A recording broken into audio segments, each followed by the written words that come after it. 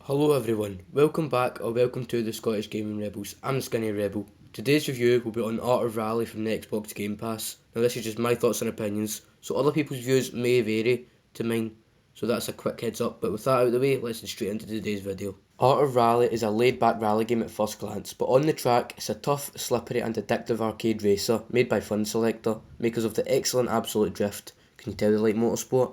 They've continued this trend with a similarly stylised experience with tricky mechanics beneath gorgeous art and expansive tracks to explore help make the Art of Rally effortlessly enjoyable, in spite of its somewhat slim packaging over the top soundtrack. Every time I sat down and booted up Art of Rally, it consumed all of my attention, subsumed me in itself. It is an addictively calming experience, one that plugs a player and doesn't let them go, and even though there are such obvious issues as the feeling of being blanketed in Art of Rally's vibe, that has made me such an avid fan, it is an excellent racing experience. The main thing to do in Art of Rally is its career mode, giving the players decades of rallying history to glide through. There is a wonderful array of amusingly non-licensed recreations of classical rally cars in gorgeous expansive stages that showcase the game's beauty, with dramatic lighting, changing weather conditions and various inclines and terrain types. The stages offer almost as much detail as the cars themselves. The cars are hilariously named Lego-esque versions of rally classics. There's Das Whip, a BMW M3, its big brother, Das Überwhip, or the BMW M1. There's a Renault 5, known as Le 5, or my favourite, La Wedge, better known as the Lancia Stratos. Even the plainest petrolhead will recognise a handful of these classics and get a good chuckle out of their silly names. The attention to detail and in-jokes are a testament to the developers' love of motorsport, creating a love letter to rallying that feels more fitting than any WRC game.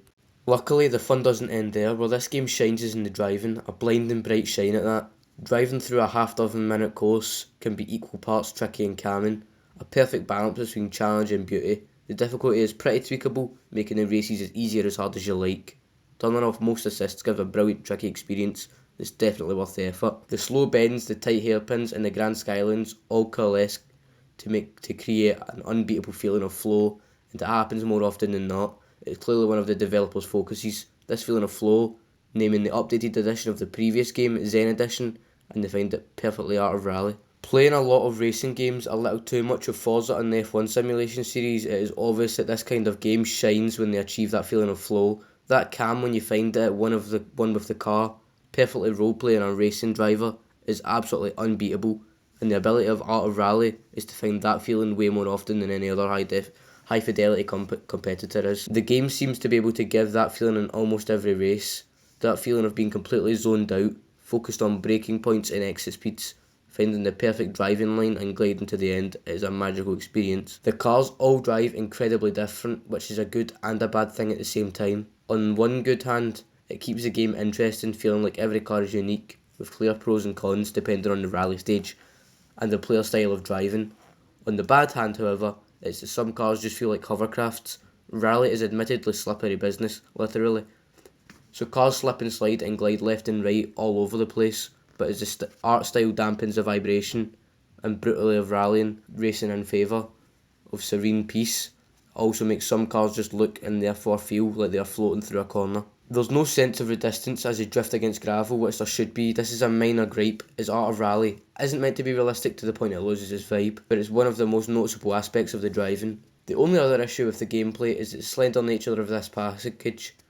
Once you're done with the career mode, there's not much fun to be found in time attack and free roam modes, even for the most dedicated. Time attack is fine, but free roam is quite dull and aimless for random collectibles that never feels engaging. It's not the end of the world. The main career mode is a genuine treat, but it would be nice for the side modes to be a bit more substantial and enjoyable. Luckily, returning to the main career mode is always worth it, as the rally stages are randomly generated, giving the player brand new challenges every time. The rally stage in Kenya that was pure speed up the side of a mountain would now it's a punishing slog through tight hairpins and tricky cliff sides. I thought this would be the game's detriment, not letting the player perfect a track through the countless practice sessions, but luckily, perfecting the game's driving is more than enough to feel like you can take any challenge to the random track throws at you. Visually, Art of Rally is stunning, with various clever lighting tricks to give every race a playset feel, just like pulling the trigger on a Skeletric track as a kid. This game gives you your own miniature set of toys to watch winning through gorgeously blocky scenery. On the Nintendo Switch, the game takes a notable visual hit, however, with jarring pop-in on the daytime stages,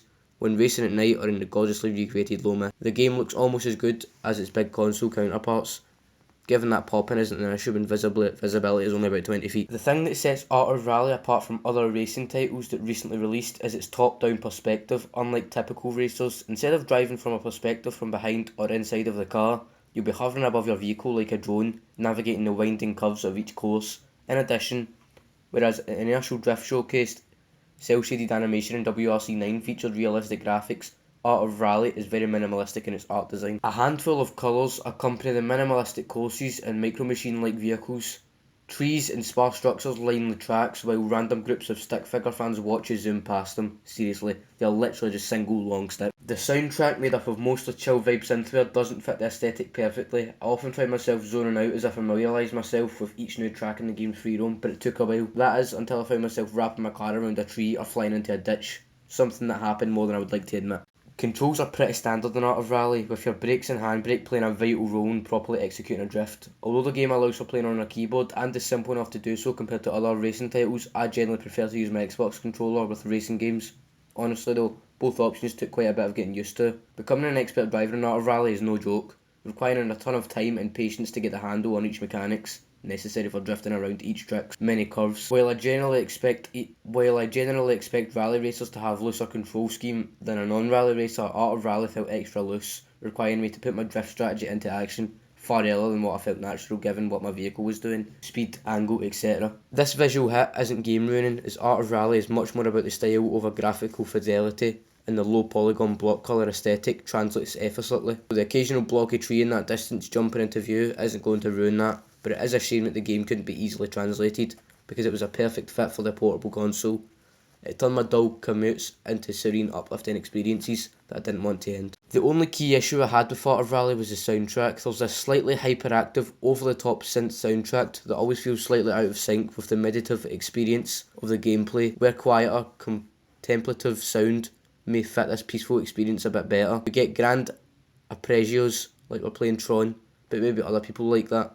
But something a bit subtler, a less bit obnoxious, would have been a better fit for me. Luckily, I could easily turn down the music and just have the whirring engine and squeaky brakes of the car. All sounds have been wonderfully recreated. So, my final rating on this game is a 7 out of 10, just because of the main reasons of the music and just general other stuff that I've discussed. So, with that, I would say that video's done there. I hope you enjoyed today's video, and I'll see you next week. Make sure to follow us over on Twitch at Reapers Rebels. We stream Tuesday and Thursday at 7 to 9 o'clock, and Saturday at around just any time usually.